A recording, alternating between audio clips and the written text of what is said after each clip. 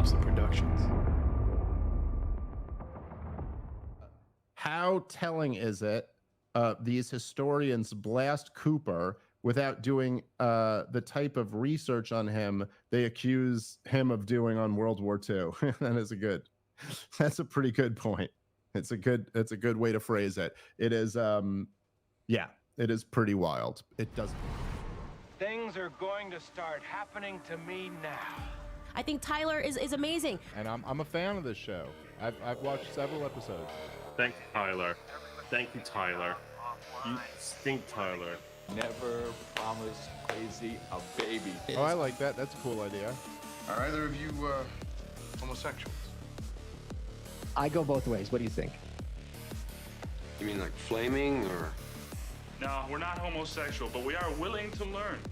But I do wonder, for others, in other cases, whether libertarianism today is just an excuse for many on the right to act selfishly. Look at me. And then some fat asses in Washington started having opinions. The Olympic Committee started having opinions. You bitch, I know you! You started writing your opinions. And it just makes me wonder, you're dead, bitch. You know, why are you doing this to this poor guy? I don't care. I'm a libertarian. What I'm getting is, Did you vote for Joe Jorgensen or Trump? Who? Joe Jorgensen. That was the perfect answer. Thank you. Welcome back. Between the last time and this time, we are back in business. Tyler Yonke, LPR. We'll let some people come into the chat. I've got to play a clip. I just started. Dave Smith is currently out there. I hope everyone can hear everything right. Fine. Make sure. Let's do a check. I'm coming in camera 2, camera 1, volume. I think we're pumping it out there. Eddie Grimm's in the chat. Let me just double check the Rumble. Make sure we've got. Let's pop this out and so just make sure we're not gonna miss anything. I think we're good. You guys, if you're in there and you say something, I'll at least should acknowledge you.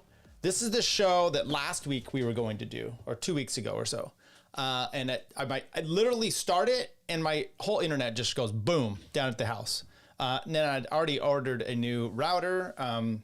It's through Comcast. They sent one out just like a replacement, just upgrade. And so I was like, fine, then I'll go put that together. It took me, it was a bit of a problem. So we didn't get a show out. But what's interesting is I got almost 2,000 views just from the 2 seconds that did post out. So you guys, no, this isn't another French, this is not a bike stream. Between Two Wheels podcast. What are we drinking tonight, Tyler? Thank you for asking that. If you talks about the submarine movement stuff, I can help shed a light on it. Submarine movement? Are you talking about Ocean Gate? Are you talking about Titan in Cyclops 2? Is that what you're talking about? What do you mean submarine movement? I don't know. I don't know. Maybe you're talking about the bike. What am I drinking? This is a Firestone Union Jack IPA. It's from like San Luis Obispo area, Morro Bay, right down there. I'm heading down there next week for a little bit with my wife. No, not next week. The next week. I had a trial, 2-day trial, Monday, Tuesday, went pretty well. It's one of these, by the way, I'm Tyler Yonke. Hit the like button, hit subscribe. We're going to be talking about a few things, but I've got to, I'm going to have to go right away to this. This is happening right now. Hang on. This is happening right now. Dave Smith, Alex Berenson. While I was waiting for the time to click to go, Trump talking about moving 2 nuclear submarines. I don't know. Maybe I've been out of it today. This is what happens. But I'm going to play you a clip of this as it happened, because Sideshow Bob over here, Alex Berenson, does he look like Sideshow Bob? He looks kind of like Sideshow Bob. He is one fucking weirdo, okay? Now, I think he did good on COVID. I don't know how it happened listening to what I just heard. I just started and I'm going to, wait, Alex is a dude? No, we don't know that. We don't know that, Jordan. You don't be so, don't have such assumptions. Okay, let me play this clip real quick and then we'll backtrack a little bit. And by the way, this is live, so I know I'm just may lose you by playing this in general, but This has to be shown here. This is the, I'm going to go 1.25 just because we can. Make sure we got some volume pumped up. Here's the start of this video. Real reporter before who's going to be asking him all these tough questions, who's researched him. So, Mr. Real Reporter, you called me a Holocaust denier, pinned it to your Twitter. Back that up, sir. Okay. There's my opening. All right, that sounds fine. I'm going to play a tweet. I'm going to play it's a 34-second clip. By the way, if you're going to go do a debate and it's a big deal and Zero Hedge is hosting it and you've got, 2,000 people, get a fucking microphone. I'm sorry, I'm already starting out with the F-bombs. Get a microphone. Figure out how to use your technology. He looks like Sideshow Bob's brother, pretty close. Okay, there you go. Okay, let's go here. This is fascinating. Oh, okay. It's called Nazi and a Jew walk into a bar. It's you and Richard Spencer. Oh, okay. How now, pathetic already. This is way old, this clip. Okay. Say when. That is, again, the problem. I want to preface this. He's called Dave Smith a Holocaust denier, and then in the same breath, he told Dave, hey, if your parents, your relatives actually did die in the Holocaust, you need to prove it. And it's like, wait, what? Those two don't work. But anyway, let's go. Problem of libertarians that, I think we might joke that they're autistic, and what we mean, I mean, it's a harsh joke, but several of them actually are. Right, that's right. Well, the alt-right, I mean, if they cured autism, the alt-right would just disappear overnight. It would be it would be our Holocaust. Anyway. Except this one really happened. Right. But, do you need to hear that again, Dave? Because that's you denying the Holocaust. Oh, dude, come on. Wait, have you lost this debate this badly? Let's play it again. You found an old joke, dude? Are you please? This pathetic? Can you play it again? Did you not play it again for me? Let's just listen to it. No. I would like. Yeah. No, we played it, Alex. Let's hear it again. Okay, one at a time. Okay, Alex, you go first. Alex, talk. Oh, Jesus Christ. Okay, Alex, go. And then Okay. Let me know when we can play it again. Right. Do you we'll play it till David Nixon says what it says. Okay, Alex. Play it again? Nice, Alex, dude. You are spiraling, dude. Is this really how you're opening the debate? That I made a joke 10 years ago? That's what you got to back up calling me a Holocaust denier? I'm sorry. You need to let me know how this works, Dave. Did anyone seriously believe that you thought Auschwitz was a spa? So you can joke that the Holocaust didn't happen to a neo-Nazi, but you are freaking out that I said that you were a Holocaust denier because you back one of the best-known Holocaust deniers in the world, Daryl Cooper? No, none of that's true. Okay, this is unbelievable. And by the way, I've done a breakdown of Daryl Cooper discussing in his podcast the Holocaust. This is perfect. I didn't know this was going to happen, but this is perfect. These are feminine arguments, pussies like this. And we're going to just rip everybody apart tonight. Now, I'm going to talk exclusive. This just blew me away. I'm sorry. This is the most fun perhaps I've had in quite some time checking that out. I think his name is Cecil. Yeah, okay, we'll take him back. Is there coke on Alex Berenson's nose? Looks like Ricada. Quite possibly. Two Jews debating Israel and the Holocaust. It's so tiresome. It is. But this is where... You know what's also tiresome? This is also tiresome, okay? Candace Owens goes in and has a discussion with Nick Fuentes. We're going to walk through some of those things. I had a take, and I don't know if you saw, I was on with Connie, conspiracy theorist, was just asking questions last Friday. It was 2 hours or so. I had a fantastic time. By the way, there's some really nice people. I've met him in person at a Bohemian Grove. Very nice. Brings me on the show. He just superb behind the scenes. I love people like him, Top Lobster. All the top Tower Gang guys have been like that to me too. So anyway, I just asked, but sorry, these are the formal names I'm getting to. Nice people. Okay, but I went on the show and I talked about the Candace Owens, Nick Fuentes interview. And some people are like, oh, debate. So it's been pulled everywhere off of YouTube, okay? Because she had it on a paywall, so she's ripped it off there. And my contention, and I'm going to play some of this stuff here, my contention with the Nick Fuentes little debate interview they had is, it was two women talking, okay? I'm sorry, Dave laughing, mocking Alex, that's how a man does it when a woman tries to do weird tactics. I'm sorry, that's not your wife. I had This is a crazy. I have a trial coming. It's going to be a nasty trial, 4 days or so coming up here. This lady does not have an attorney. Okay. And she is full blown conspiracy theory. It's so outrageous. It hurts myself, my insides, thinking about what I have to do this starting on Thursday through Tuesday. However, she's out there. We're in the settlement conference, and there's different little rooms, and we're kind of in the main room talking, and she is saying the most outrageous stuff. It's what do you want out of the settlement? I want $1 million cash and a house. And I'm like, well, you guys don't even own a house. He's behind on my bills, and it's not $1 million. This isn't. And I started laughing, and she's like, is this what you do to your wife? And I go, no, because my wife is irrational. We don't have these kind of conversations. I mocked her. Probably wasn't the professional thing to do, but I've been dealing with this lady for a long time. Point is, how do you deal with these conversations and these debates? And then what do you do with them after the fact, right? Do you go in and you continually act like a woman? I'm going to rip Nick Fuentes, and then I'm going to defend him later on in a sideshow because there's a lot of feminine talk out there, okay? And now you women in the chat, you may not like this. Ban Photoshop. People talk about black fatigue. My Jewish fatigue is even worse. Yes, I think it is correct. Don't listen to this guy, crazy lady. He clearly is conspiring with the judge. That's true. Can you discuss the case after the fact? It sounds like a banger. Yeah, absolutely. I'll discuss it after the fact. I mean, it's, you can go in and pull the stuff up. So I wouldn't be saying anything that wasn't in the pleadings that anyone else couldn't get to.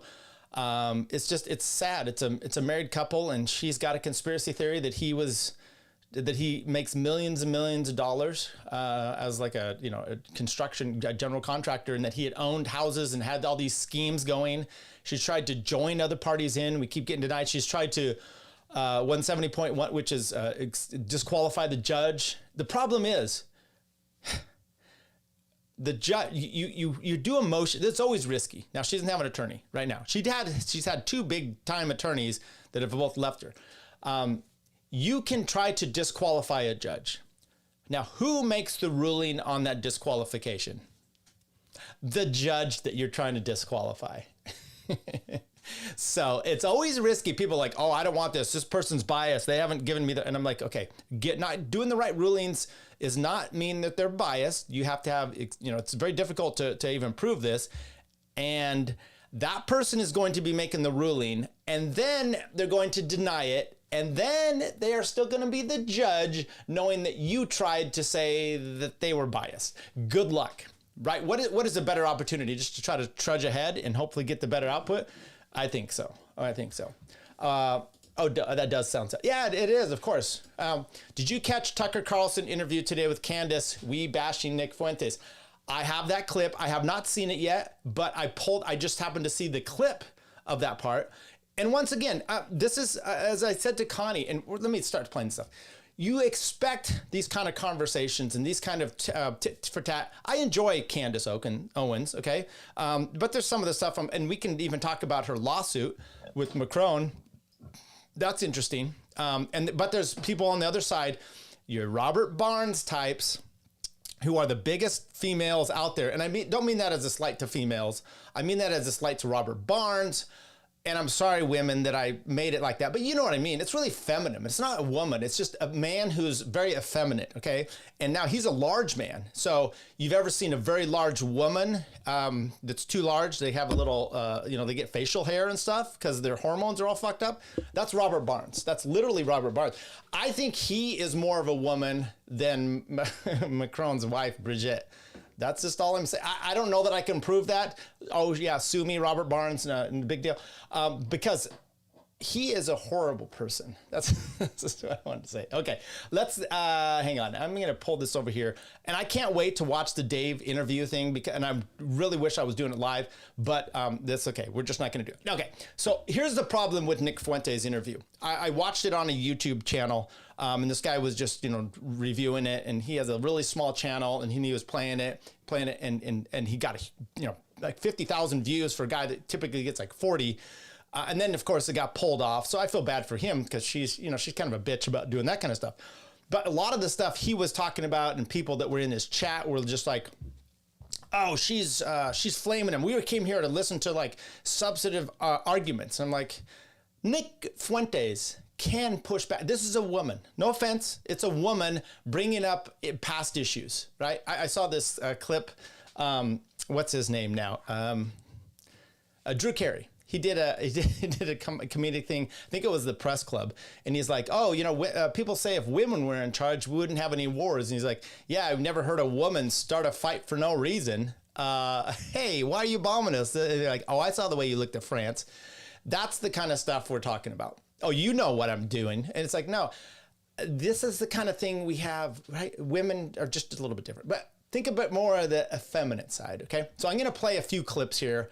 Not all of them, but I thought there were a few interesting ones, which is, and I've said this too, which person, Nick Fuentes or Ryan Dawson, who in their own little things, they could be very good, which one of them are the bigger bitch about getting canceled? He talked about getting canceled more than anything on this interview, I think. And so let's play this here. Start the first clip. Idea. Let's actually debate the idea. So do you not see how you run into conflict with yourself? You're like, well, here's my story. And by the way, I thought this interview to begin with, who cares? You're having a little conflict. You're having a little back and forth pushing. Fine. I thought it was actually somewhat cordial until it wasn't. Okay. Just wanted to debate the idea. And then when it comes to Dave Smith, rather than saying, I disagree with what you just said about whatever topic, saying that there is this strand, let's actually have the debate because the better idea will win. That's how my brain works. Yeah, here's why. Because this is another form of gatekeeping.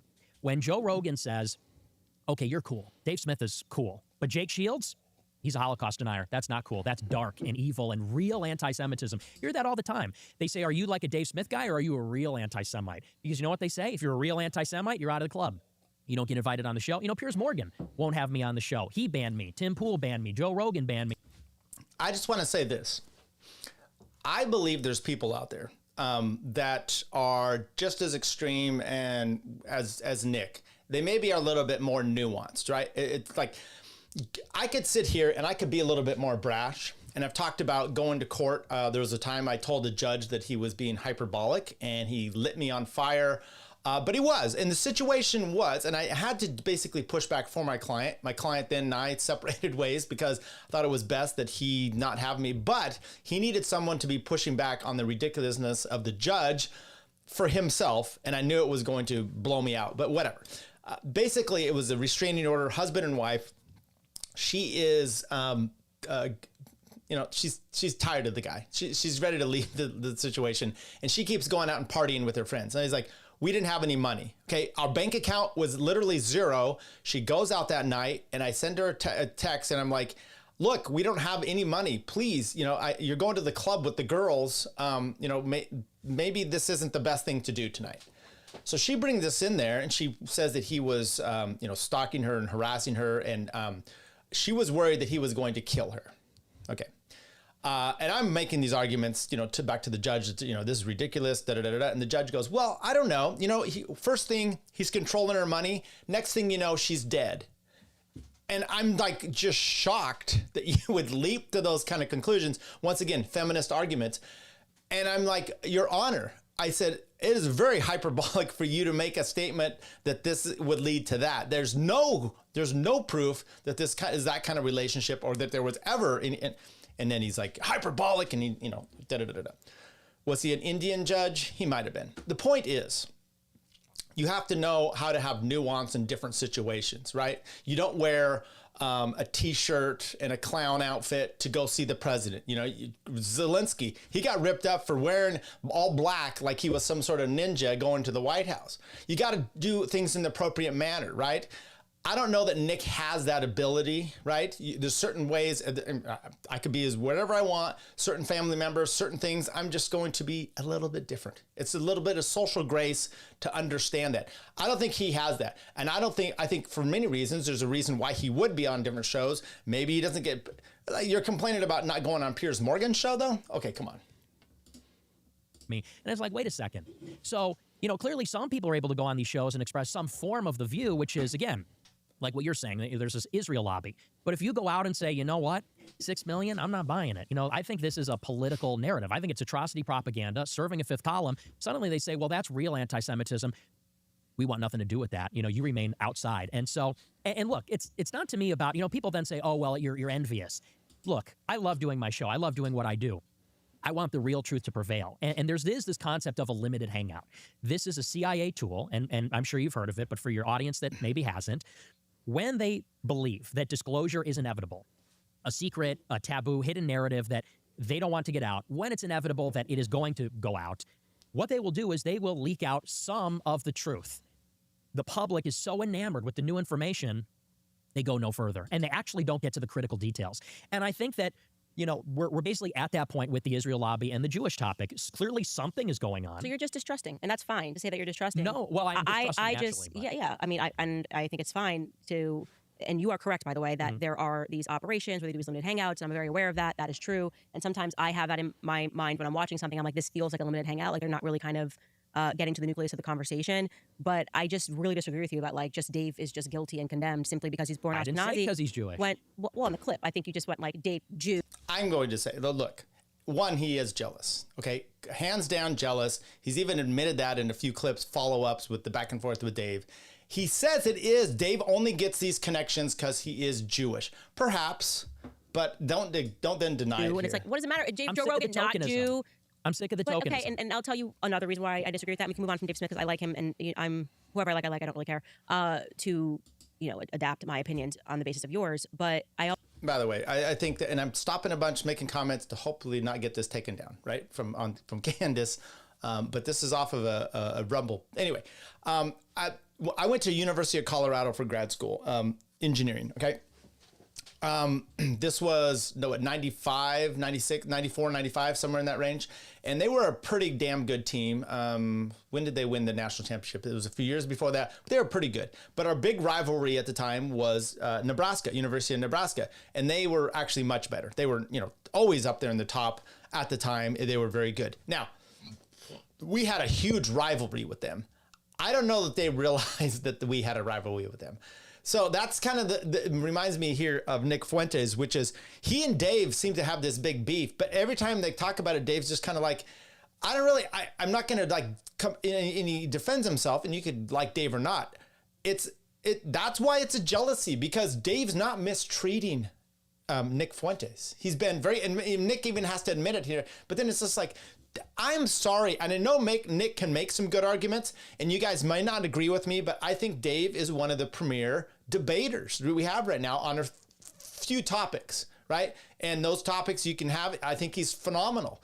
So, and this is coming from, where I take that is when I'm listening to the debates or I listen to a podcast and I'm hearing different people, in my mind, if there's something I'm thinking of, this is how I would present it. This is my step-by-step. And I find him doing those methods, getting there, one, before me or in a better way. And I'm like, not that I'm great, but I do argue for a living, right? Prepared in court, all the time. That's like literally almost every day of the week. Plus, and my wife has just given up arguing with me now. Okay, maybe not. Let's keep also, just in general, feel like I was that person for BLM, and I'm genuine. I was totally genuine, and that was kind of my wake-up call. BLM, I didn't really accept the victim narrative. Maybe a little bit like you, naive, walked into it like, oh, I'm just not going to support this thing, and I don't really want to be a Democrat. And then I dealt with the full weight of an attempted cancellation by the left at first, and kind of like she's the token for the right, and people saying, well, they're only platforming her because she's a black person that agrees. And to some degree, maybe that's true. Like obviously, like there is an element of tokenism, but I'm saying what I believe. Sure. I was saying what I believe. And I don't doubt his sincerity. I don't doubt his sincerity at all. So why problematize it? That's what I'm trying to get to. So it's then he's out there having to fight amongst these pro-Israel people. He's fighting the same Zionists that we are on the topic of Israel. And on top of that, he's got to deal with Nick Fuentes talking trash about him because he's like, well, this is just, who cares? If he can't help who he is. I couldn't help it. I was black and disagreed with BLM. I'm just black and disagree with BLM, Well, here's the reason why. It's a little bit irritating because Dave Smith, for all the flack that he's getting, he remains on YouTube. He's been on YouTube the whole time. He remains on Twitter. He's been on Twitter the whole time. He has bank accounts, he has payment processors. And now that people are waking up about Israel, they want to invite a Jewish person on to tell us we're not real anti-Semites, we're not Holocaust deniers, but maybe something's wrong with Israel. And here I am, having been banned on YouTube, been banned by banks, every streaming platform, all of it. The problem with Dave Smith is he hasn't been banned like me. This is the feminine arguments right here. This is my problem, because I'm going to have a few of more in here, okay, of similar stuff that he says, because he can't stop, and I did not even get close to getting them all. So let's see here, right around this spot. So his reason for having a problem with Dave Smith is Dave's not banned. I'm banned. Oh my God, I get it. It sucks. It sucks for you, man. I get it. And so, you know, that's a problem. Now, there is something else to be said about, like I said, just the ability to have an argument and to make your waves, you know, because he was complaining, if you remember back what he's talking about, there was on a Spaces and Candace like, yeah, bring Dave. And then he's bitching about it. And then he's got all these stupid things about Dave that he basically lied about. We've talked about that. Dave's down. This isn't a Dave defense show, but it's an annoyance show. And what Nick was doing at the time, I could go back and look at my show, bringing tweets out of context, using the tactic that he's talking about, the Holocaust denial, you know, your grandparents. Oh, that's only using that, trying to use that against him, using jokes like Alex Berenson just did there to try to show that he was being sincere. Completely inappropriate for someone who's kind of edgy himself, because he says jokes all the time too. So the disingenuousness is a little bit much. Okay. All right. Let's go to this next one. See if we get more of the band. Must therefore become that thing. I think that's asinine. I do. Yeah, but I'm not saying that. Look, my show is my platform, and I say what I feel about the situation, and my audience is already there with me. You know, I'm doing a show, and by the way, I don't even do it for the audience. I say what I say. I said it 8 years ago when it really wasn't popular. I said it 5 years ago when it was a little more popular. I'm saying it now. And, you know, so, and that's the difference, I guess, is this is a common critique of me and my audience. People say, well, are you being tactful? Are you being strategic? These kinds of things. I'm not setting plays. You know, I will acknowledge I'm impulsive. I am bombastic. I'm out there. I'm a maniac, you know. But my job is to put the truth out there. I am the bucket of ice cold water, and I'm dumping it on people, and some people are going to get it, and some people it's going to take them longer. I'll let other people set the plays. I'll let other people kind of do the breadcrumbs and do this incremental approach. Me, I kind of figured it out. I was off to the races from the beginning, and I just want to cut to the chase and get to the most fundamental part of the idea. And so, you know, that's why some people don't like me, granted. But I think the big picture is that I have been suppressed for 10 years, because I mean, we could sit here all day long and say, we are sitting here all day long. Were you mean to this one? Were you mean to that one? Was this out of pocket?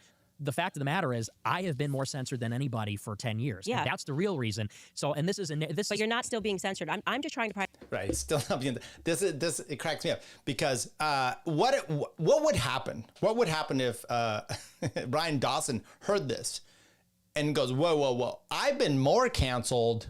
No, I've been more canceled. So these two having a little, tampon fight over this would be fascinating. Okay, let's go. We're gonna keep moving along here. I'm sorry, I'm gonna rip him on this because I just think it's girly to keep bringing this up. You just, you know what you do? You fucking move ahead and you deal with it. I'm sorry. Okay, you've been canceled a bunch. It sucks. I get it. I'm not canceling you. I'm putting you. You're back in life. People or whatever. I don't know. You live at your mom's house. People come up there, try to shoot you in Chicago. I don't know what the heck's going on. Move on. We had somebody here. Tyler. Greetings from France. Fred, the French ANCAP. Thank you, Fred. Eddie Grimm. I've had some really excellent butter from France. Eddie Grimm. I'm glad. Then Frenchie says, I'm glad you like it. Yeah, what about some cheese from France too? Okay, let's keep going on this one. Getting on the Candace show. Gotten hit, and I'm like, okay, well, you know, we're still trying to figure this thing out. And the next thing I know, you've launched a Groiper war. And I'm going, if you think this is the last strategy you should possibly take if you ever want to get anything with me, I don't respond. By the way, there is a thought process of Nick Fuentes of, you know, has he ever... learning how to get along with women, learning how to massage and to get your way. It happens, not even just with women, but people in general, right? I go to the court, maybe I'm trying to get something done. There's a clerk there. I don't necessarily feign ignorance, but I'm like, look, you are the person in charge. Because what the problem you have is you have a lot of attorneys that come in there and they are the be all end all. They run their office. They're in front of the judge, and then they're like complaining and down talking to a clerk.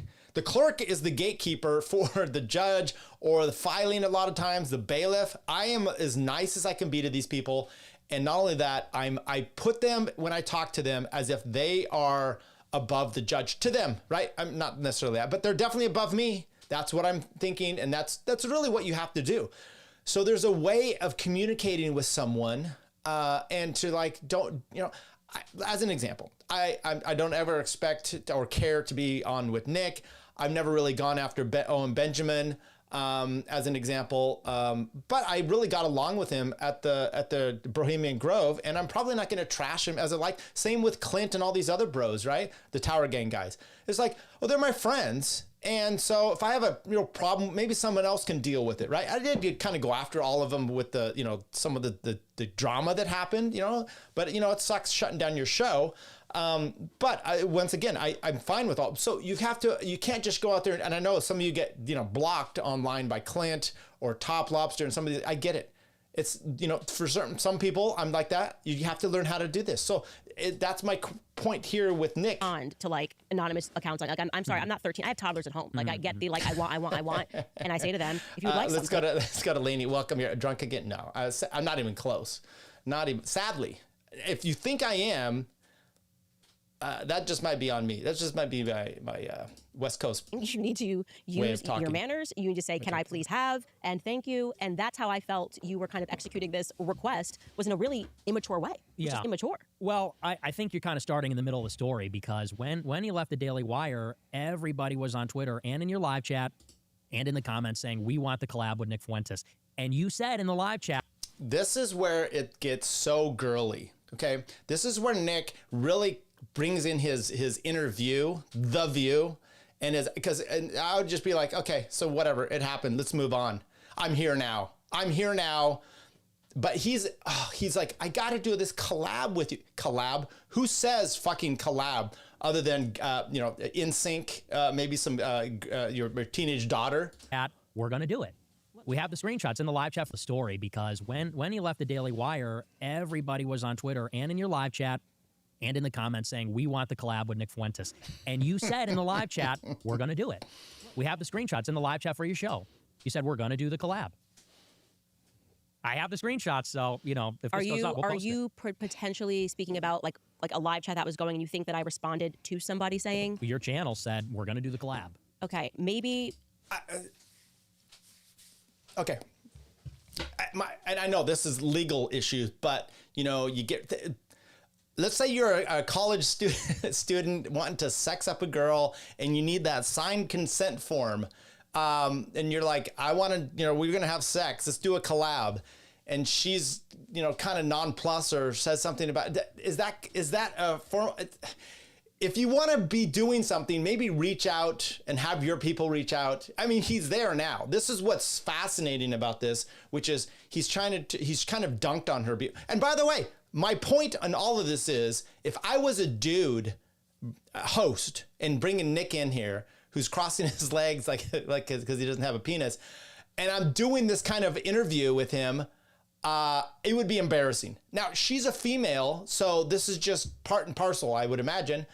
But as a man, what are you going to do? Are you going to engage in these effeminate arguments and back and tit for tat, back and forth? Or are you just going to go, yeah, so whatever.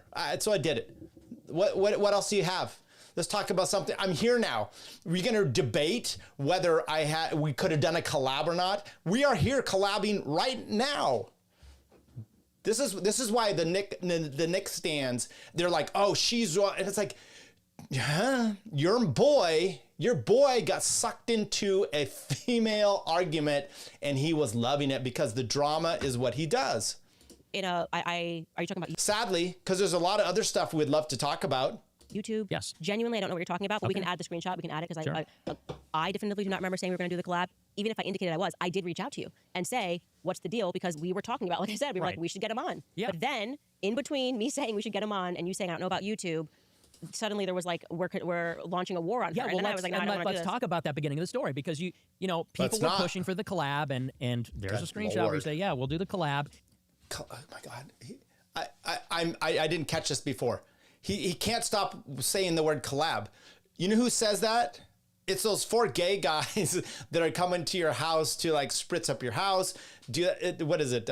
Queer eye for the gay guy or the straight guy, whatever it is. That's the kind of people that say these terms over and over. A collaboration. We're going to get together and we're going to do an event, or we're going to have an interview. A collab. I'm sorry, maybe I'm just too old. And this was like a period of many months.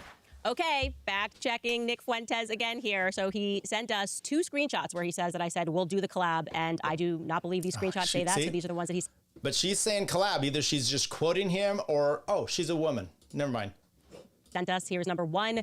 He doesn't show us what I was responding to, but we can guess because I said, yes, I would talk to Nick. Why not? So that makes me believe that the person probably said, would you ever have Nick on the show? Or would you ever speak to Nick Fuentes? And I said, yes, I would talk to him. Why not? Here's what's even gayer. The fact that he was able to have these screenshots. Who does that? Who keeps these kind of receipts? Oh, I know. All my female clients. That's who does it. Not my male clients. And then this is the second screenshot that Nick sent us. It reads, I will literally speak to anyone on my podcast. My podcast is not for crybabies who hate speech. So I'm not certain how he could have interpreted that as I confirmed I was doing a collab with him. But those are the screenshots he submitted. So I will allow you guys to interpret that yourself. Back into the conversation. And then you go into a Twitter space with Dan Bilzerian, and there was, I think one of those Jewish guys was on there. I forget his name. Mike something, Myers was on there. Andrew Meyer was. Now, Andrew Meyer tweeted this portion out saying, oh, he's acting like he doesn't even know say my name. And I was like, well, he did say your name. So there's a bunch of pussies out there just in general, just taking bong rips off of each other's cocks. It's just amazing how feminine this whole thing is. Oh, yeah. You brought him on there. I think Andrew Tate was on there. People said in your replies, get Dave Smith, get Dave Smith. You said he's invited to everything I do. All the replies said get Nick Fuentes on there. I'm not banned on Twitter. And so, once again with his banning. That was after you had launched this. No, it wasn't. Yeah, I think it was. I don't think it was. But either way, here's the point. It just felt like you were making excuses, which was, oh, well, it's the YouTube thing. Oh, well, it's a legal thing. If it's YouTube, we could have done it on my platform. You know the legal thing was real. These are two lesbians fighting. This is you're doing couples counseling for two lesbians. This is not even a normal couple. This is not a married couple, because married couples. What man is doing this? I still can't speak about what that legal thing was, but that was very real. That was very real. And is it not in effect now? Has something changed?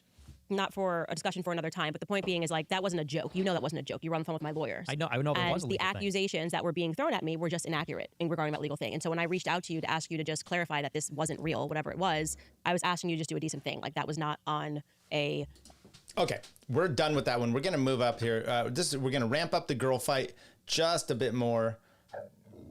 We're almost there too. I think here we go. Let's try this one here. This one says, my title of this clip is just ramp up the girl fight. Okay, let's go. Yeah, well, and here's the thing. I think that you can't have your cake and eat it too, okay? Because you also went and said, I've never spoken to Nick Fuentes before in my life, but that was a lie. Okay, or you didn't know, but we had spoken before. Okay, yeah, let's clarify that. Yes, I was wrong that there was that one conversation you pointed out about when my husband was working for... what was the app called? Parlor app. Parlor? Oh, I'm sorry. So there were two, actually. Yeah, but come on, Nick. The first is we had this long relationship. Okay, but we can't play this game now. We can't play this because you can't then get on my case and say, well, look, I'm just going through a lot and I have this crappy stuff going on. No, I'm just saying, but I don't know about the screenshot, but I forgot about the conversation Nick, and the other one. Years ago. I mean, okay, yes, okay, you're right. At first, there was a conversation that you can read it live. Convenient. Well, we should throw it up. Let's throw it up and post so people can read what you're. Okay, back in 2019, 18, 19, there was a communication. And then in 2022, during the Kanye thing. Yes, and I've always been honest. I've talked about that many times. That was the first time I remembered us having a conversation, was the Kanye stuff. So when I was saying the first time I spoke to him was over the Kanye thing, and I've been very... There's going to be an ad. Honest you about said that after. Okay, so let me just go here. And I'm going to mute this. And the ad's going to come in here. So let me get past that. Yeah, this is fascinating. And this is really my point, which is ramping up. Okay, so we went past it. Let's go back here. Oh boy. And then I insinuated, no, maybe that's not true. And then you said, oh, we talked during I can legitimately tell you that that's factually you're very wrong, because I had to confront that because of some legal stuff that was going on. I was very open about the fact that I had a conversation with you. Did they have a relationship? I mean, people are like, there's always the gotchas. Like, I've never met them. Oh, then there's a picture, and it's like, okay, one was at an event, person meeting, a line or handshake, and it's like there's a picture. Like, I mean, I've been to those kind of things before. Dave Smith, I've met him, but he would actually remember because we had conversations and we talked about it afterwards, and and he's DM'd me and stuff. Or there's Dr. Ron Paul. He's like, I've never met Tyler, right? But I did. I shook his hand. But he's not going to remember that because I didn't really introduce my name. So there's those kind of things. And this sounds like that kind of nitpicking. But then who fucking cares? As Hubbleson says, two yammering queens. Yeah. Do we even give him the queen status? Yay. you could talk about that openly right now. I couldn't care less. But the point is that what was the difference in what we're talking about is a communication about a certain situation versus like Candace and Nick had some like background relationship and we're coordinating. That's just not true, you know. And so that was what I was trying to dispel, because people were very seriously creating an insane conspiracy theory that I was coordinating with you. It was insane. All I can say to you is that retrospectively it was insane. And so if I forgot one communication about Parler, you are correct. I went and checked and I was like, yeah, no, he's right. I told him that my husband was not working, I think for like Google, or I don't know what you thought was happening, but it wasn't real. And I told you that. So I just kind of shut down some conspiracy that you were on. And then was the Kanye thing. And there were other people who genuinely believed that you and I were like in this communicative relationship coordinating, like I'm working with the Groypers. And it was just, I don't know what to say other than it was really loony. You know, these were coming from older men. And I realized that you were kind of very effectively getting to people. That's true. But yeah, I mean, look, and you know, there's a long time ago now, it was a year ago. I didn't prepare the timeline in advance, but the way that I recall, you said we had never talked before. Then you said, well, we talked once during Yay. No, I believe that was the case, but maybe I'm wrong about that. Like I said, I don't have it in front of me, but it felt like you were. True. I felt like you weren't being completely forthcoming about Please it. be forthcoming. I'm the most. Who cares? And I'm playing this clips going, who cares? Yes, who cares? This is why this was such a yammering, as Hubbleson says so clearly here, two yammering queens. Absolutely. Okay, so I'm going to play another clip here that I pulled up I have it on Twitter. Here we go. This gets, it just plays more into my whole analysis, but let's keep going here. Do you attend the Mass?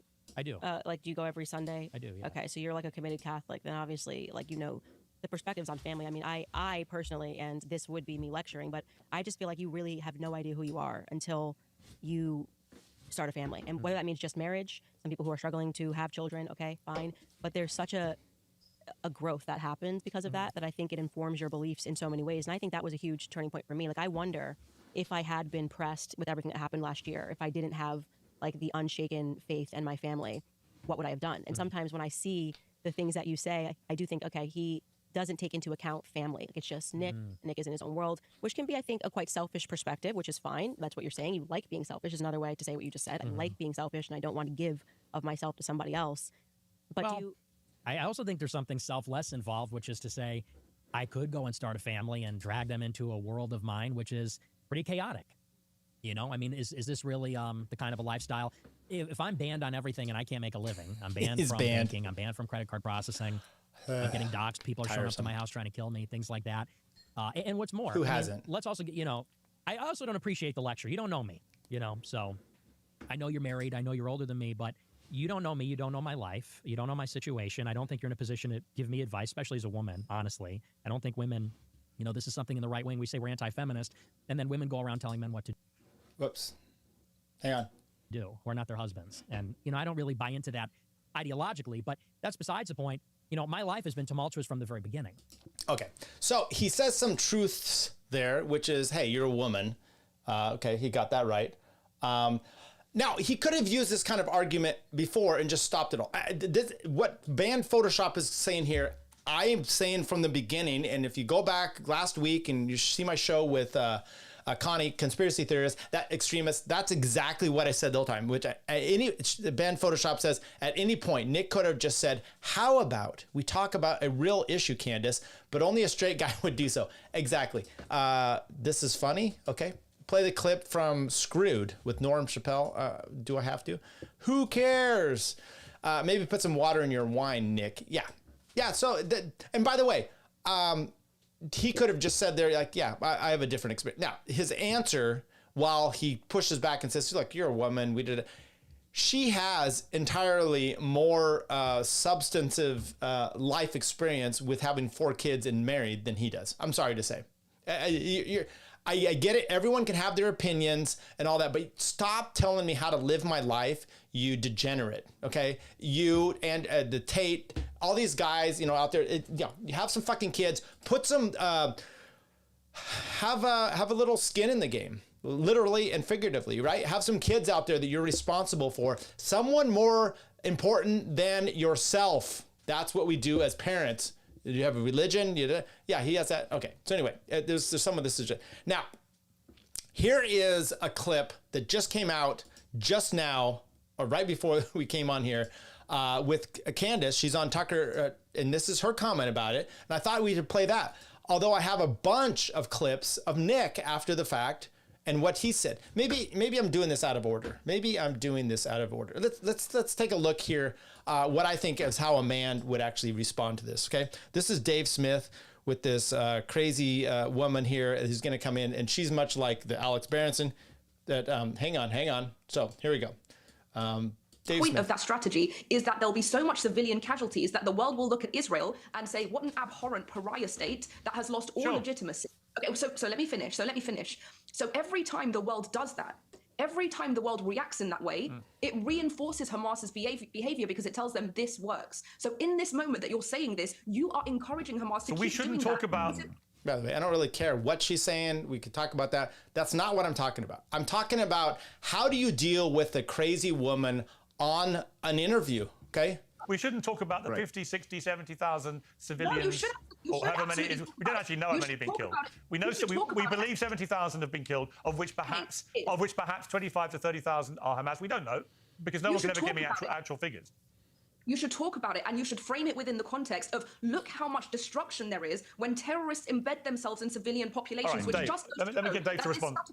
Let me get Dave to respond. I'll be talking too much. Listen, this is just we should talk about it, but only in the framework that it's not the fault of the people who are dropping the bombs on the innocent people or shooting the people who are the ones. Hey, you know what? You just asked. You just had. Excuse me. You just had your whole thing about let you finish, and then you can respond to that. So why don't we do the same? I know. And you stopped me when you were being strawmanned. You opened by saying that Pierce. You got interrupted when you said Pierce was running cover for Hamas by pointing out that Israel was going too far.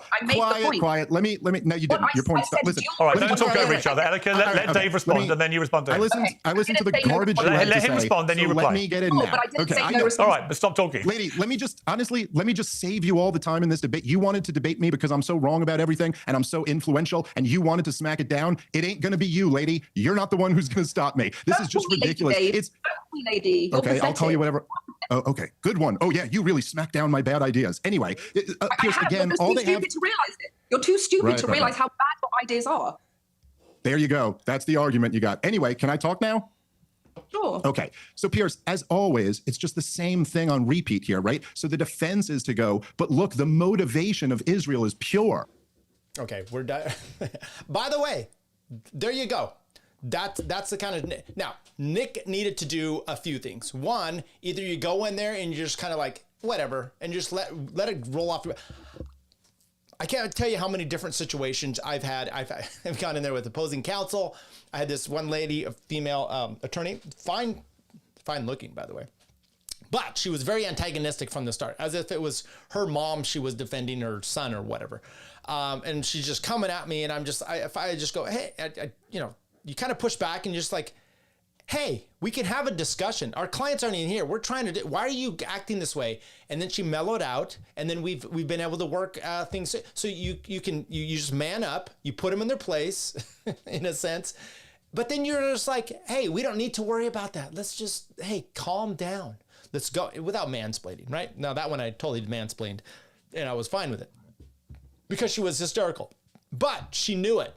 And so you call her out, and then this person's hysterical, and so what he could have done with Candace is just like, fine, I'm here now. We're doing a collab right now, and we don't need to keep going on about it, right? So I think that's how you actually could have handled that kind of situation. So now, what did Nick do after the fact? What was his comment? What were his comments? There's multiple ones here. I don't know that I could do all of them. Let's start here. Okay, let's go. Girl Puncher 1389 sent $100. Candace was leaning into this idea that she's just a mom of 3 kids. I'm not good with the internet and I'm just a mom, etc. Yeah. This was all designed to mentally disarm you in the audience. During her strange line of questioning, when in fact, she is a type A, ruthless and strategic person, and she intended for this interview to be some takedown.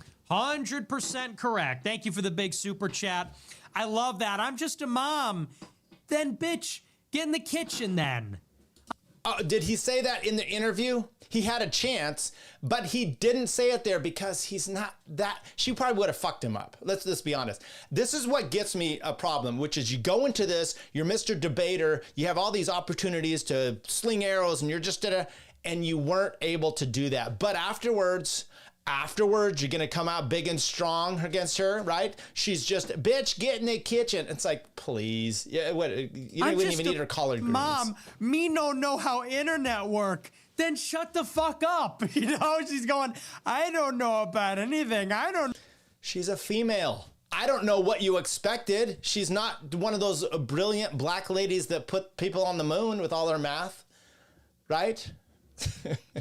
Know about all this tech stuff. I'm just a simple mom. No, I'm just a simple mom. I didn't know anything. Then what the fuck? You're doing a show. You're doing a show. Dude, she has, I'm not going to defend Candace. Once again, the standard of where she's at is effeminate, female, feminine mother, okay? You're coming in here as Mr. Tech. You don't even have, you can be as techie as you want. You got those screenshots right away, buddy. You had the receipts because you're on Instagram screenshotting You're all day. doing a show, dumbass. You can't have it both ways. Me don't know anything about that. I'm like, then okay. What, do I look like a baby with a sticky diaper? Then, you know, go take care of business.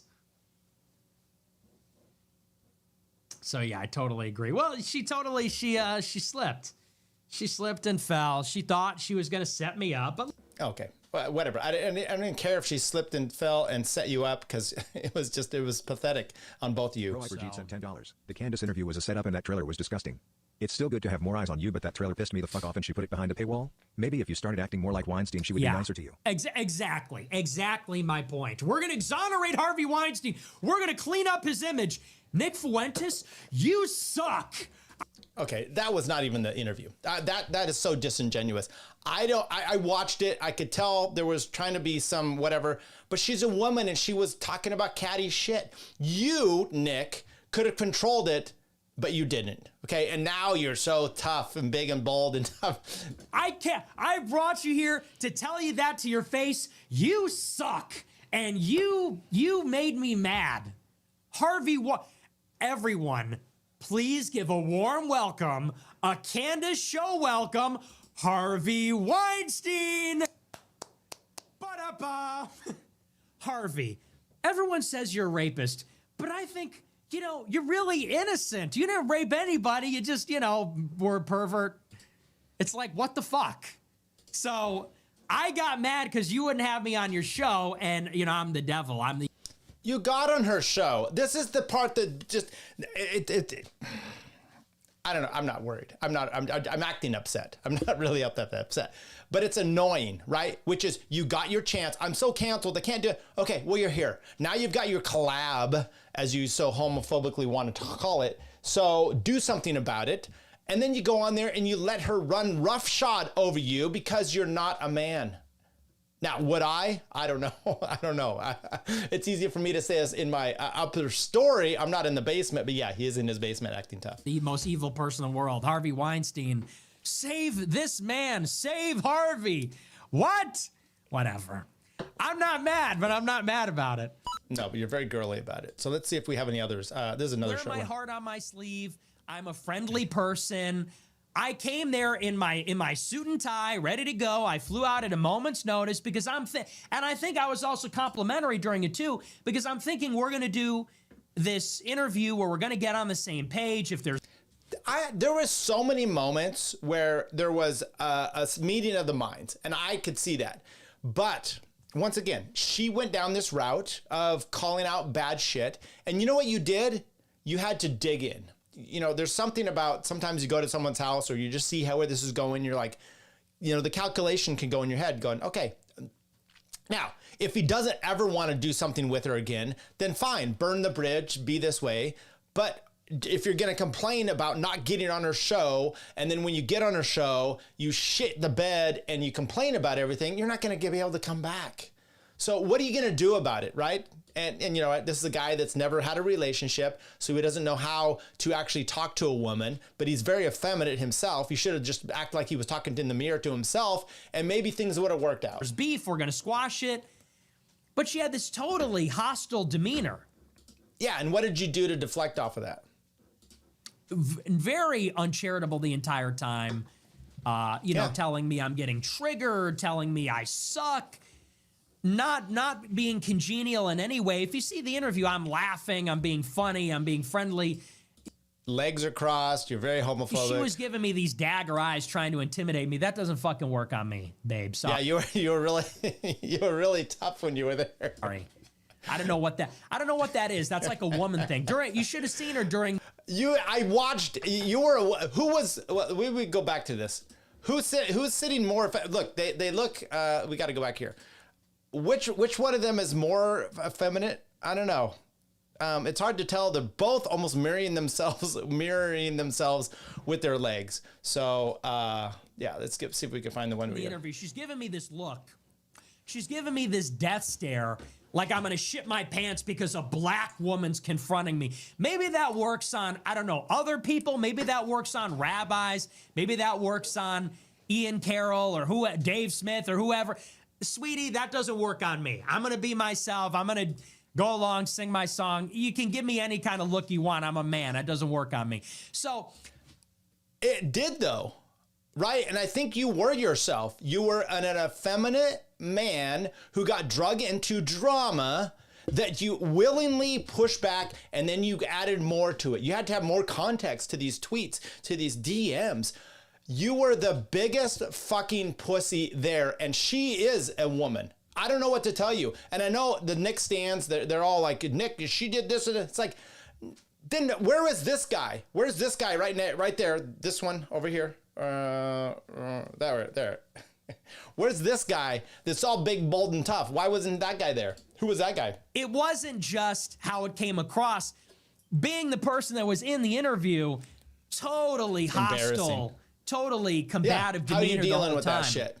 Which I thought was totally uncalled for. Totally. Well, then do something about it. Let's do something about it. Oh, Michael Knowles doesn't like what's going on there. Okay, so now I'm going to go to, this just came out. This is Candace Owens on with Tucker Carlson. I've not watched the playback speed with 1.25. Okay, perfect. I've not watched the whole interview, but I've seen some of this clip. And this is them kind of talking about the Nick stuff. Once again, it's perfectly fine. Tucker gets a little effeminate as well. Going into the drama, I get it. You have her on there, let her talk about it. Perfectly fine. But let's just play this. That's obvious to me. I've been around a long time. I know it when I see it. Yeah, and I will say I don't understand it. We were very kind to him. Like I truly, like we almost said, like we felt maybe he was a bit lonely. We should invite him back for dinner. I mean, that's how good of an experience I had. And yeah, clearly it's and then sad. It was a 180. So it's either A, it's being driven from like a little boy insecurity, and he just was so worried that he like just went on the attack because he doesn't know how to have normal relations after being banned everywhere. Well, I think there's kind of that could be one element. The angry gay kid thing going on. Yeah, or it's what you're saying, where he does this, he's lying to everybody and pretending that things are one way when it's not. I can say Why is he attacking Joe Kent, who, I mean, Joe Kent worked as a CIA contractor, paramilitary contractor. He's in the U.S. military for years fighting our neocon wars. His wife was killed in Syria in one of those wars. Joe Kent is the single most sincere critic, and I would say the one with the most credibility in the United States to say this foreign policy is bad. It killed my wife. I was a part of it. Joe Kent is actually someone the CIA doesn't like at all because he understands how it operates. And for Nick Fuentes, who's like some child from Chicago, to go after him specifically, one congressional seat in Washington State. That is random. It's not random, though. It's the opposite of random. Joe Kent was #1 on the list of people they wanted to knock off, people who believe in our neocon foreign policy. They wanted Joe Kent out because he could stand up and say, I actually know. I've got the receipts. My wife was killed in Syria. You had to take that guy out. And Nick Fuentes, this child, this weird little gay kid in his basement in Chicago, is participating in a super PAC. I mean, that's a bit much. Is he really in the basement? And is he weird? To bump off Joe Kent?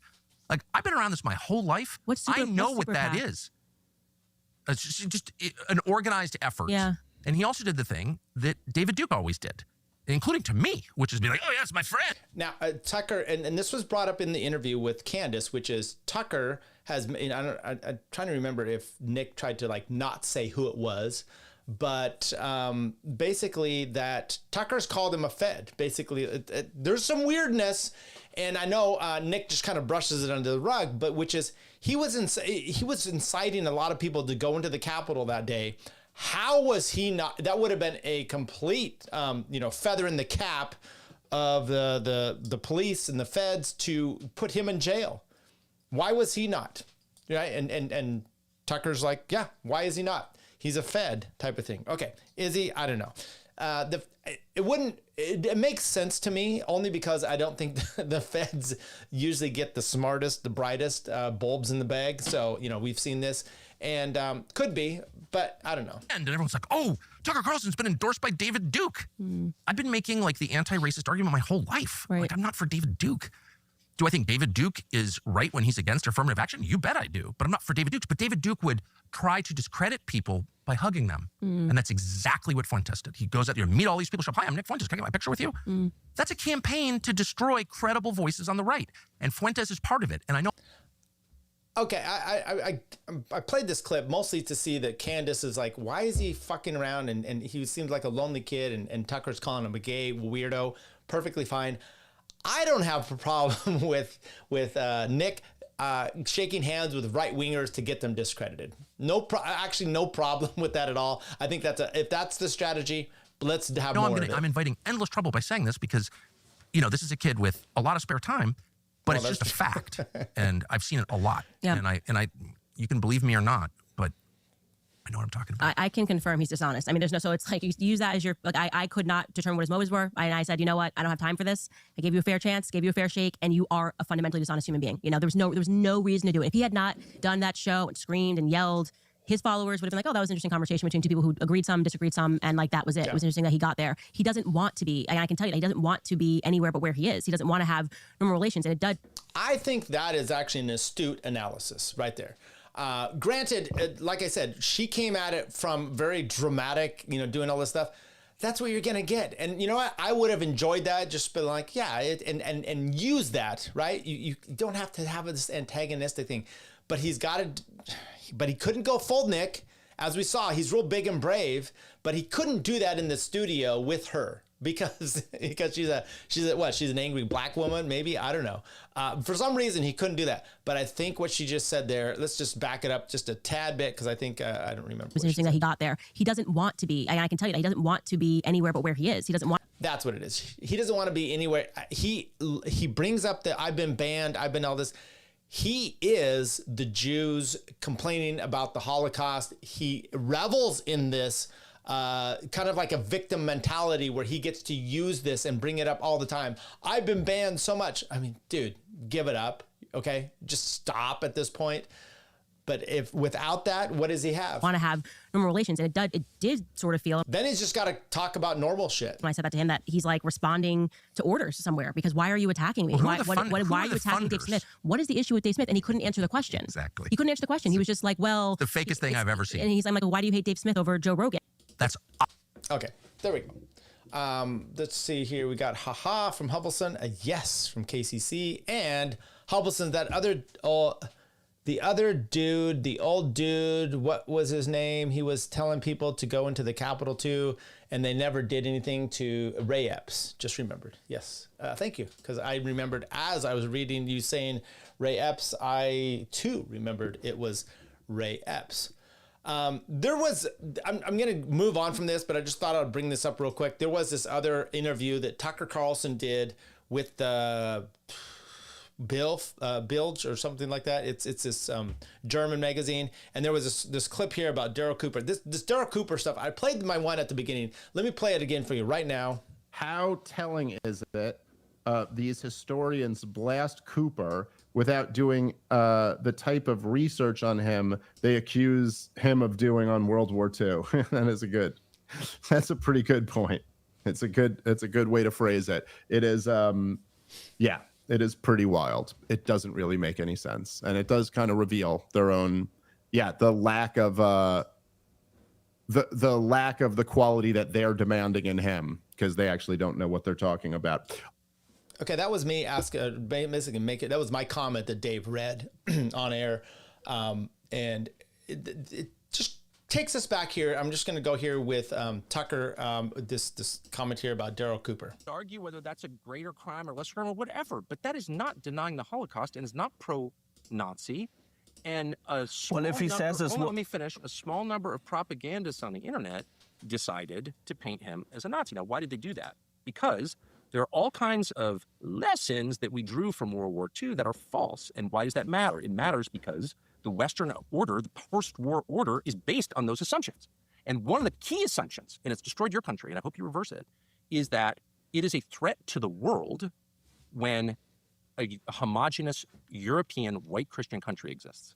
That's just not true, okay? And it's on the basis of that assumption. But if he says... Your country and Western Europe has been destroyed by mass migration. But, okay, but there's a different topic. But if he says that Nazis simply didn't know how to take care for that many people, I mean... He wasn't talking about the Holocaust, dude. So that's just a fact, and you can ask him, and he's been asked a million times, and his answer is really, really clear. I'm not denying that the Germans rounded up and murdered Jews.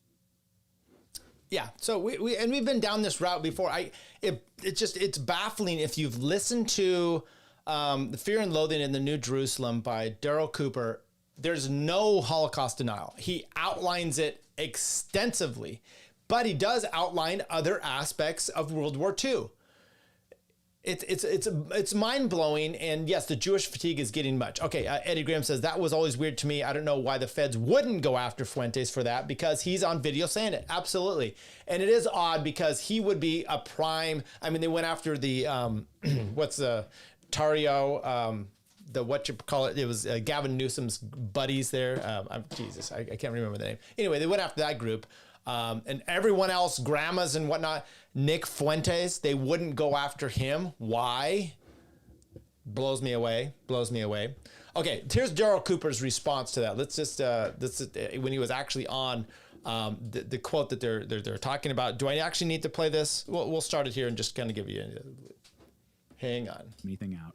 You see that he was primarily responsible for that war becoming what it did, becoming something other than an invasion of Poland, or just, I mean, at every step of the way, like people are very often, I find, surprised to learn. There's a two-step process. Well, right? why don't you just make the case for that? Okay, so you've made your statement. A lot of people are thinking, well, wait a second. You said Churchill, my childhood hero, the guy with the cigar. Yeah. Well, and the next thought that comes into their head is that, oh, you're saying Churchill was the chief villain, therefore his enemies, Adolf Hitler and so forth, were Stalin, the protagonists, right? Yeah. They're the good guys if you think he's a villain. That's not the case. That's not what I'm saying. Germany. That comment is never listened to. Because that's you're defending Hitler. Oh, motherfuckers. Look, they put themselves into a position, and Adolf Hitler is chiefly responsible for this, but his whole regime is responsible for it, that when they went into the East in 1941, they launched a war where they were completely unprepared to deal with the millions and millions of prisoners of war, of local political prisoners and so forth, that they were going to have to handle. They went in with no plan for that. And they just threw these people into camps, and millions of people ended up dead there. You have like letters as early as July, August 1941 from commandants of these makeshift camps that they're setting up for these millions of people who are surrendering or people they're rounding up. And so it's 2 months after, a month or two after Barbarossa was launched. And they're writing back to the high command in Berlin saying, we can't feed these people.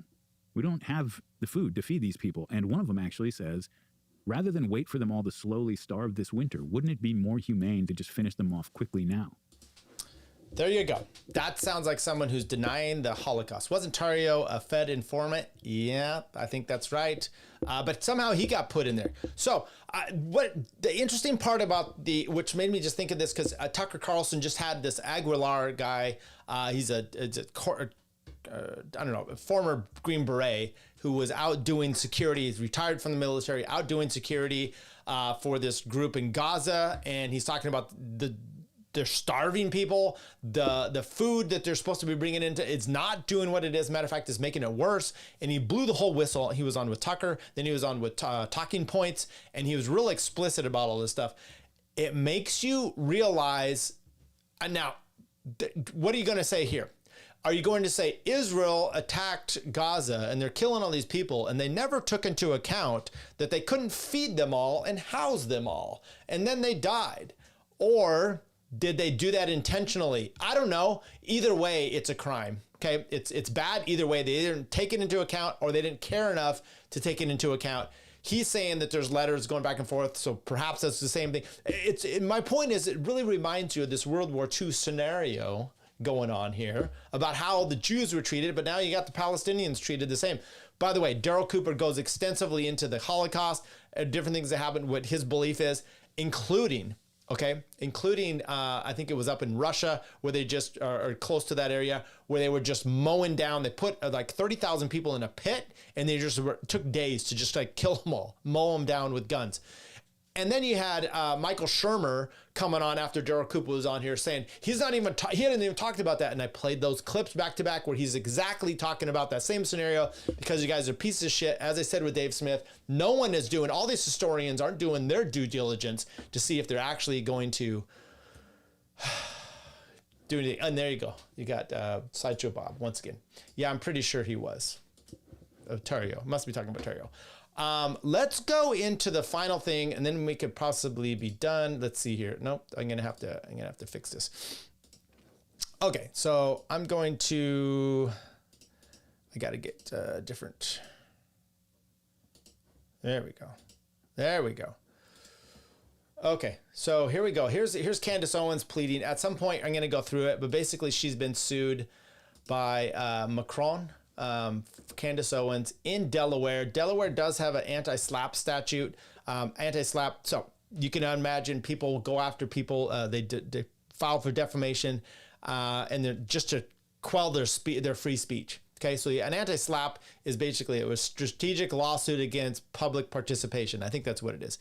Which basically then you can counter with the slap statutes to be able to actually have free speech. And these defamation cases can't go forward unless you get past a certain situation, a likelihood of prevailing on the merits. Then you can go forward. So you've got to get past Delaware, which is where this is. Let's take a look here. Delaware. Does Delaware have an anti-slap statute? Yes, they do, and they're rated like a D. Okay, so they're not very good at all. And at some point we'll go through this defamation suit. What problematic with this defamation suit though is some people that are coming out really, really against it and having some issues. So first of all, let's just give a Wayback Machine. Hang on, I'm gonna have to fix this one too. A Wayback Machine of some people, some comments of what people have said about certain things. Here's our buddy Robert Barnes and his not political, but his comments about other legal cases. Lunatic allegations against him or believing in a hair follicle test were embarrassingly wrong. That if people claiming he was drunk all the time must have been wrong. People claiming he was abusing drugs at an extraordinary rate must have been wrong. Because if they had produced any evidence that he'd failed a drug test or failed an alcohol test, if they produced any evidence that he's admitted to that, ever had the kids in custody in the car showing while he was intoxicated under either a drug, a narcotic, or alcohol, he would not get the kids back at this stage, at this time, at this pace. If, in fact, his kids had ever consumed drugs in any way, shape, or form, or been in the physical presence of those drugs, he would have not gotten his kids back. So it means there was no evidence that he had done anything.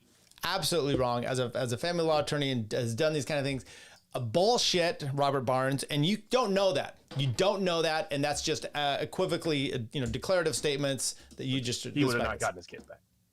So it means there was no evidence that he had done any of those things that people have drawn conclusions on based on one report from one hair follicle. Then he shouldn't have pled guilty. Test and the absurd allegations that the cop put in his report of repeating hearsay. So this guy. An affidavit for a warrant. You can have hearsay, motherfucker. This is the dumbest thing. Yeah, you can have hearsay in pleadings and all that. You get to court and you're going to trial, not even a short cause, but you're talking about a long cause, a trial issue. You can't have hearsay. That is one thing, and because why you need to have that person come and testify, and you'd think that they wouldn't come and testify, but that's not the standard for getting a warrant. You dumb fat fuck. So anyway, this is the kind of stuff he says. Now, here's what he says. Here's what he says about Candace Owens, and what you've got to remember with this Candace Owens stuff. I'm not defending Candace Owens in this situation. Let's see here. Maybe we'll do this. I'm not defending her in this lawsuit. I want to look through it. I've watched the series. I tend to believe that it's more likely than not that, there's some weird stuff with Brigitte Macron, but I don't know that I would have ever advised her to go down this route. Okay. As a public figure, defamation. Okay. Defamation. It's basically saying something, just publishing it to a third party, just saying it to someone else, either written or spoken, something that is untrue. Okay. And then you got to show damages, and there's some other elements we can talk about there. With that, though, for a public figure, it's New York Times v. Sullivan. I don't remember what the year, maybe 1978 or something like that. Case law that basically you have to have what's called actual malice for a public figure. Obviously, the Macrons are public figures. President of France and his wife. Perfectly fine. You got to have that. Actual malice means that you knowingly and intentionally made false statements that you knew were false at the time. Okay? I think Candace believes these statements are true. Okay, so you've got to get over that. It's a tough standard to get. Now remember, Robert Barnes, we've talked about him before. He claimed that he was defending Sandman. He was not. Nick Sandman had to threaten to sue him in order to say, why don't you shut the fuck up? You aren't on my case. Stop it. Okay, Rittenhouse, they got rid of him. Okay, you go in there, Alex Jones case on defamation with the Sandy Hook stuff. Default judgment 2 places because this guy as his attorney evidently couldn't get documents transferred. Now he's claiming it was all a setup.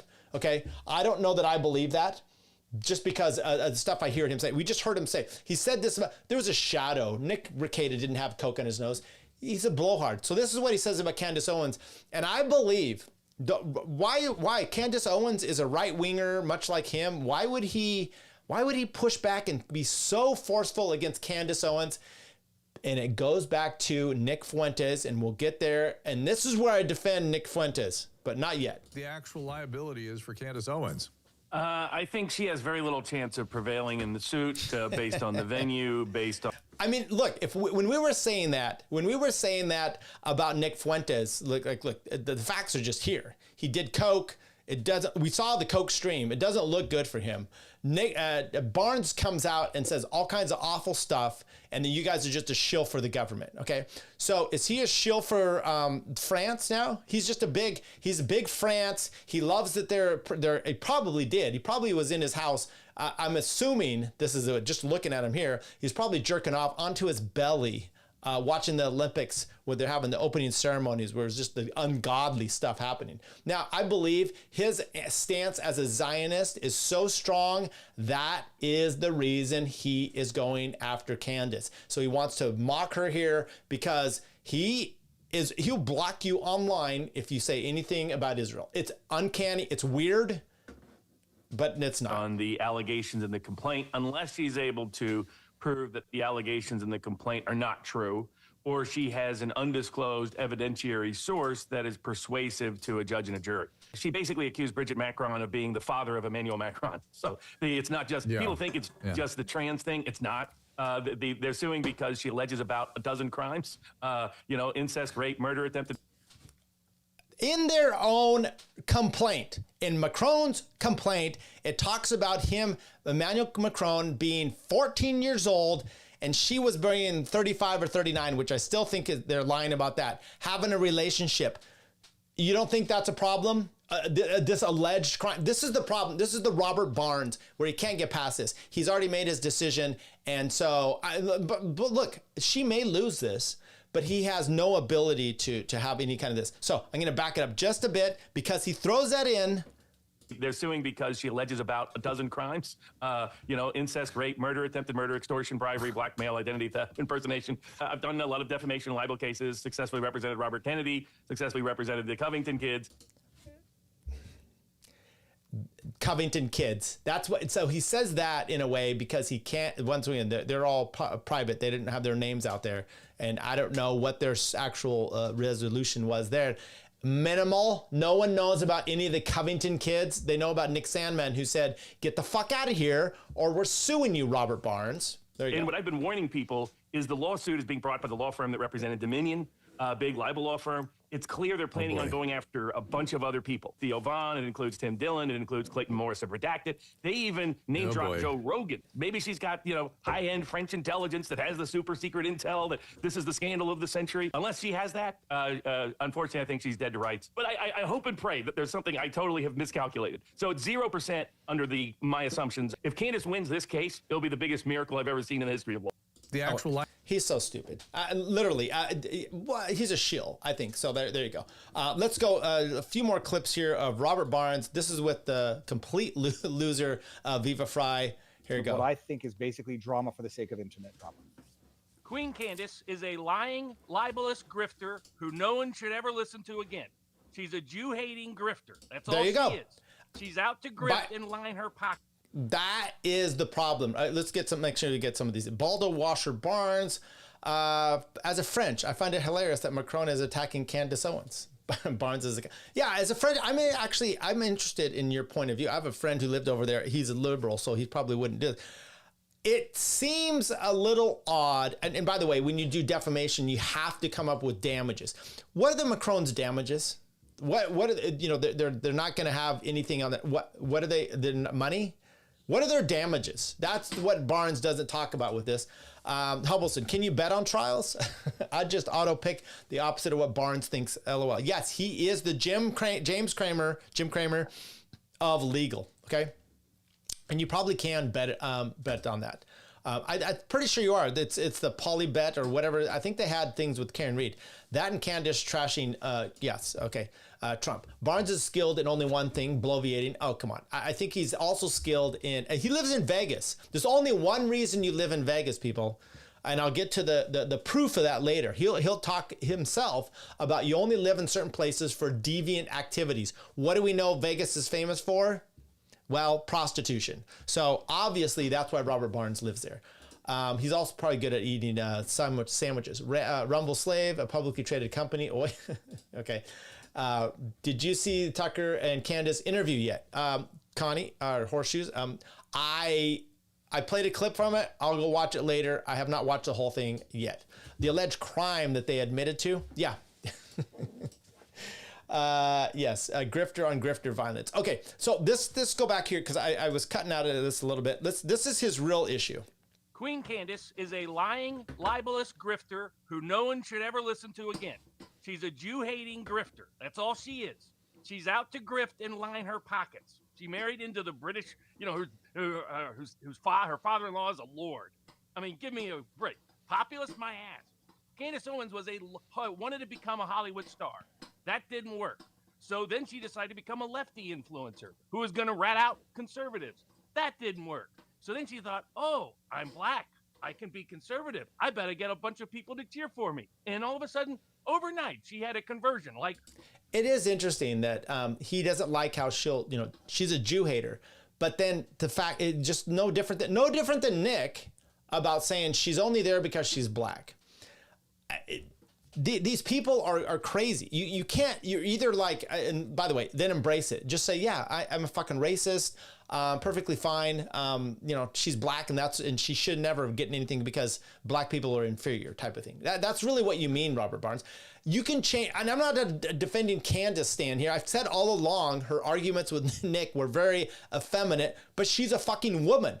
But so is this kind of argument back and forth here. It doesn't make any, so this is a problem, and you have to have a higher standard with attorneys.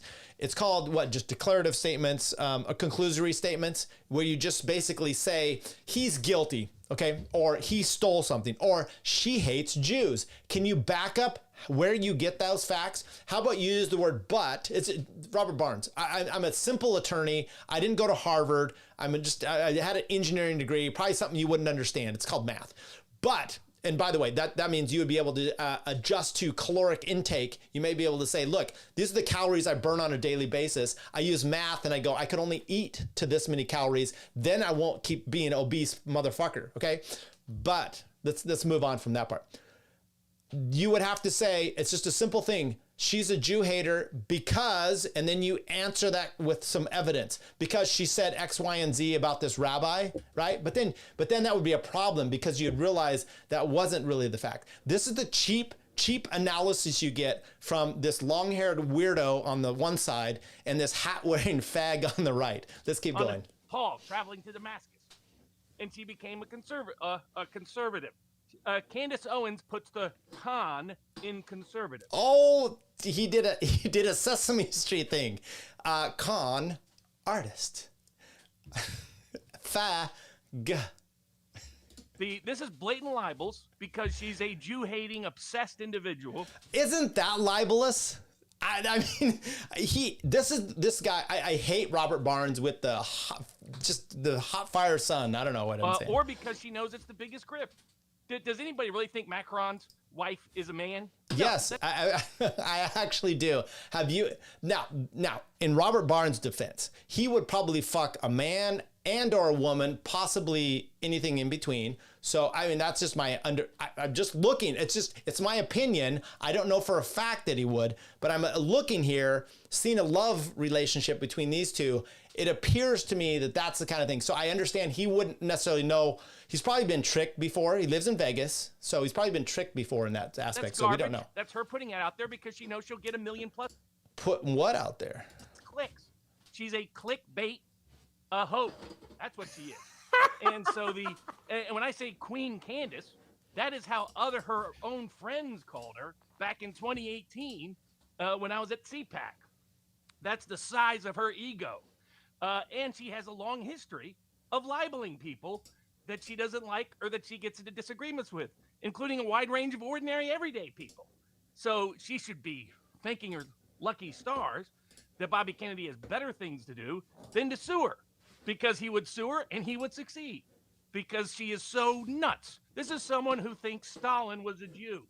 That's how utterly insane Candace Owens is. She's incredulous. Ignore her.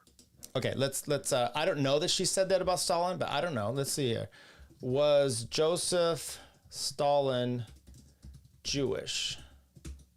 Let's see what Grok says. Now I know there's problems with. No, he was not Jewish. He was born Losev Basan something. Stalin was raised in became a Marxist revolutionary. There's no credible historical evidence. Okay, let's ask this. Let's see. Has Candace Owens claimed Joseph Stalin was a Jew? Question mark. Question mark. Searching. We might need to go to ChatGPT for this, though, because I don't know that I necessarily trust Grok on that. Yes, Candace Owens has claimed that Joseph Stalin was Jewish. With Tristan Tate, she stated, I found a friend who understands Georgian. And they were like, everybody knows that Stalin was Jewish. And I'm like, Americans don't know this. She also suggested Stalin was married to a Jewish person and implied his surname, something, meant son of a Jew. These claims are baseless and contradicted by historical evidence. Okay, well, there you go. So she did that. That's his real. Stalin had Jewish wives. Can you marry into it? I don't know. I don't know that I trust what's the Gab AI? Let's see what Gab AI says here in this one. Let's go to this. We're just doing real time shit here. Was Joseph Stalin a Jew?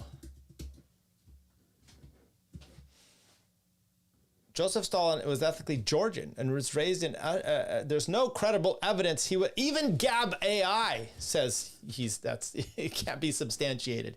Crazy Candace Owens. Okay, but as we know, it's not good to be racist. You can't say things about other races, because when you do that and you just demean them and you say, without, it's just racist, people. So we can't say those kind of things. So let's hope that Robert Barnes has never gone down that route. Islamofascism, Islamofascism, Islamofascism, Islamofascism, Islamofascism, Islamofascism, Islamofascism, Islamofascist, the Islamofascist, Islamofascist, Islamofascist, Islamic fascism, or Islamic fascist, Islamofascism, Islamofascist, Islamofascist, Islamofascist, in Islamofascism, Islamofascism, Islamofascism. Islamofascism, Islamofascist, Islamofascism, but they're all Islamofascists. The problem is Islamofascist, Islamofascism, Islamofascism, Islamofascist, Islamic fascism, Islamofascism, Islamofascism, Islamofascist, Islamofascism, Islamofascism. Man, that guy just hates Jews. I mean, he just hates Jews. It came through crystal clear. Okay, I don't know. We need to do this. Is Robert Barnes a Jew? Let's see what this is. Searching. Searching. Okay, it's still searching. While that's doing that, I think we need to play this last clip here. This is Robert Barnes. He understands you can't defame people, and I do hope that this actually goes someplace forward at some point. We'll deal with it with legal mindset. If you come after me and libel me repeatedly, as well as flood my chats and the people that are part of our community with what's known as toxic Twitter, which is what he was doing, then maybe I'll take the time to ask and research why it is you suddenly left the state of Florida and went to Southeast Asia as a single man. And maybe when I do, I'll find that you chose the town in Thailand most infamous for one thing. You know what that thing it's most infamous for? The town Legal Mindset chose to leave Florida to live in Thailand and to legally provide services to other, let's say, similarly situated individuals, is a town world famous for which documentaries have been made for child prostitution. That's where he chose to live. I wonder if that's a coincidence. What motivated that shift? But if these people are going to, do this kind of thing, well, all right, all bets are off. I wouldn't recommend it personally, just as a matter of professional strategy. So this is because someone happened to say, someone, Andrew, Legal Mindset, happened to go through the Nick Rekieta law, the whole thing, and basically was like, one, he's not going to get much time even if he's found guilty, okay?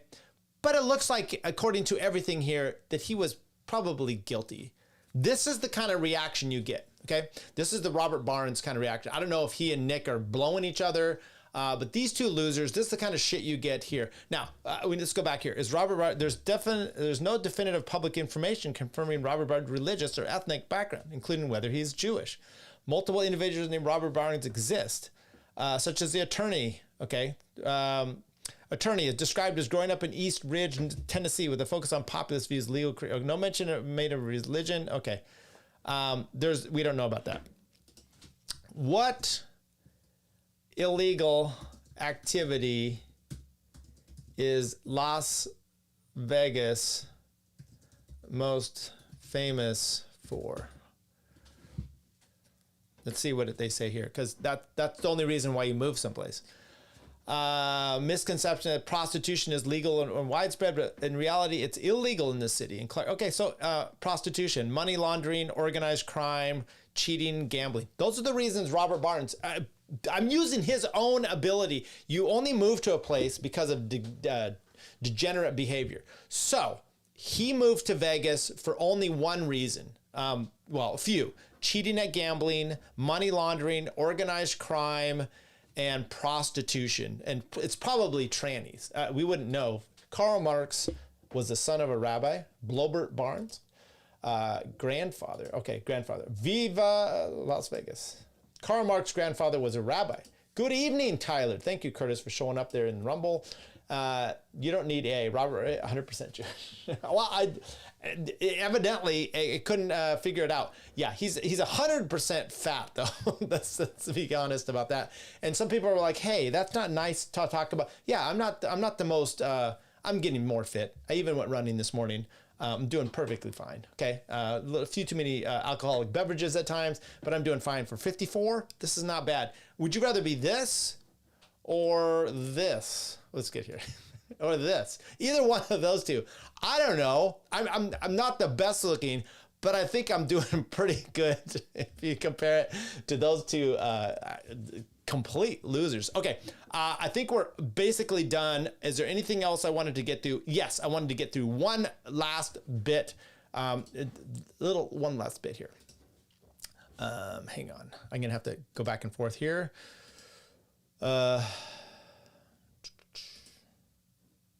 No, that's not that one. Not that one. I think we'll go there. Yep. Okay. We're gonna get there. This is let's transition out of this one. This was I thought was interesting. We're just gonna kind of bring it back down to some little more serious shit. This is Michael Knowles. Do I want to play this? Let's save it for next time. I just want to preview this. This is Michael Knowles getting upset about the church, the Christian church that was bombed in Gaza. Okay, what? And people are like, oh, look, even Michael. Let's see what Liam McCollum said. Liam McCollum says, wow, Israel losing American Christians. Michael Knowles on the bombing of the only Catholic church in Israel. You're losing me. The Israel government is really screwing up. The war needs to come to an end. Okay. And then he comes out even the next day, doubles down by bringing up the act of terror by Israeli settlers in the West Bank of Palestinian Church. If Mike Huckabee and I are enemies of the state of Israel, then Israel doesn't have any friends. Okay, fine. But Michael Knowles literally went, Tyler getting fit for dingling. Isn't your birthday coming up here soon, Garbage Man? Michael Knowles, he had said previously about, all the drama and the killing that's going on in Gaza. He's like, I don't fucking care. Basically, that's what it was. Suddenly, a Christian church is bombed, and now it's people he's concerned about. I get it. We have but how is he any different than the Israelis and the Jews over there that only care about their kind? Okay, if you're a Christian and you're actually concerned about just humanity and different groups everywhere, right? Under the rubric of being a Christian, that seems like it would apply to innocent children getting their asses just blown away in Gaza. But now it's a Christian church. Now you have me on board. And I'm just kind of at this point like, go fuck yourself, okay? I know you're here now and you're going to bring some attention to it, but you're not going to bring attention to the Gaza situation. You're not going to bring attention to starving or, bad situation everywhere. You're only going to bring it to this Christian church. And I get it. I'm a Christian. I would like that not to happen. And maybe that's what you have to do to draw attention, but it's really going to do nothing. Honestly, it's going to do nothing. And it's just somewhat self-serving. So I don't know that I really give a shit about that. Anyway, I think we're done for the night. We're going to enter out here with Timcast. Thanks, everybody. Remember, it was a long show tonight. Holy shit, almost 2 hours. Tyler Yonke, LPR, like it, subscribe, go back. This is an epic one. This is where we just ripped Nick Fuentes to bit. And by the way, he had an interview or a debate with Robert Barnes and he shellacked him. That's the kind of stuff that Nick Fuentes should be used for, is to go combat fat men like Robert Barnes on their stupid opinions. And, clean their clocks. I'm perfectly happy with that. I'm glad Nick did that, but grow up a little bit. Just be a man, have a woman, have some kids, those kind of things. Bye, French NCAP. Love you guys. Have a good one. Bye.